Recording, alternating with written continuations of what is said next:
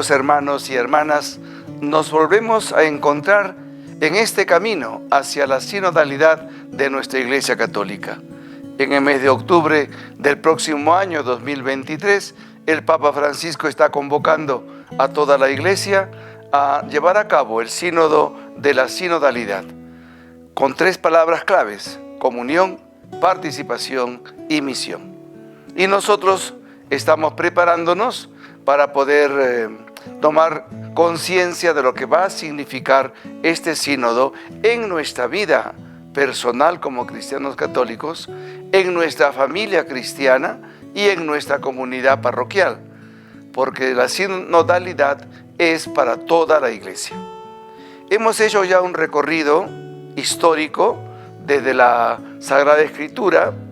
Hemos visto el Antiguo Testamento, el Nuevo Testamento, hemos visto la primera etapa de la historia de la Iglesia, luego después cómo se va desarrollando este tema de la sinodalidad y también cómo se va perdiendo en el tiempo durante toda la Edad Media hasta el Concilio Vaticano II, donde la práctica de la sinodalidad queda pues de alguna manera relegada en la vida y la misión de la Iglesia. El Concilio Vaticano II volvió otra vez a retomar el tema, presentándonos a la experiencia de la Iglesia de los primeros siglos, la Iglesia primitiva, porque ahí está concentrada el ideal de Jesucristo sobre su Iglesia.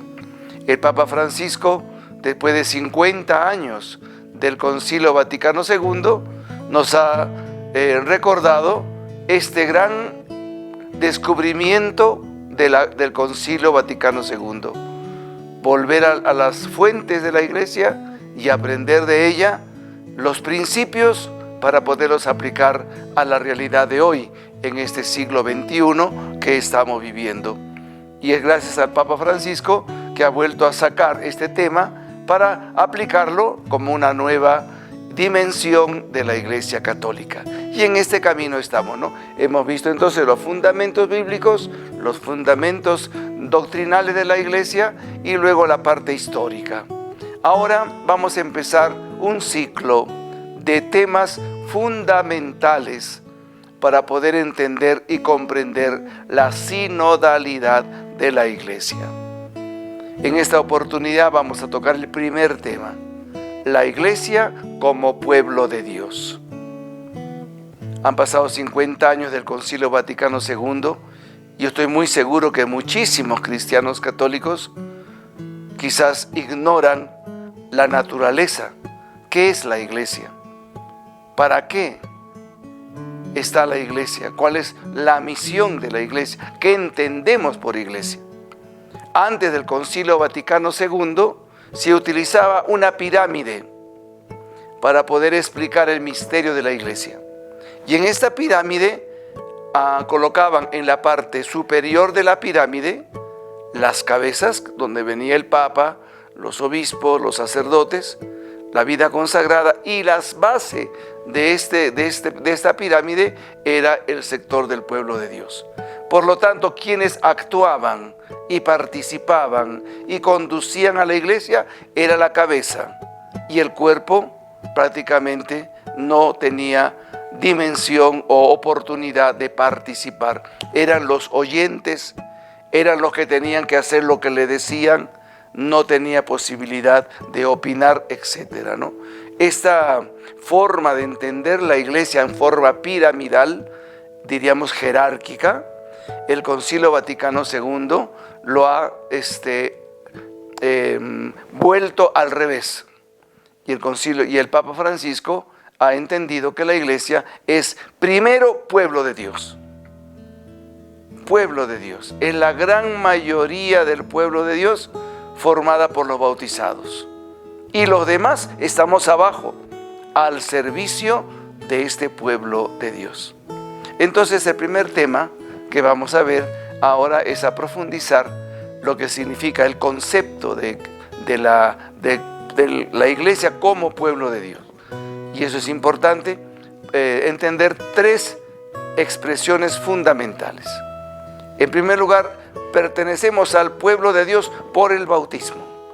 el bautismo nos da la dignidad de hijos de Dios y miembros del pueblo de Dios, que es la iglesia. Muy importante. El hecho de ser bautizados nos significa el don más grande que hemos recibido de parte del misterio de Dios Padre, Hijo y Espíritu Santo. Entonces el bautismo nos hace a todos, miembros del pueblo de Dios, con la misma dignidad, con la misma misión y con la misma responsabilidad. En segundo lugar, ¿cuándo nace este pueblo de Dios?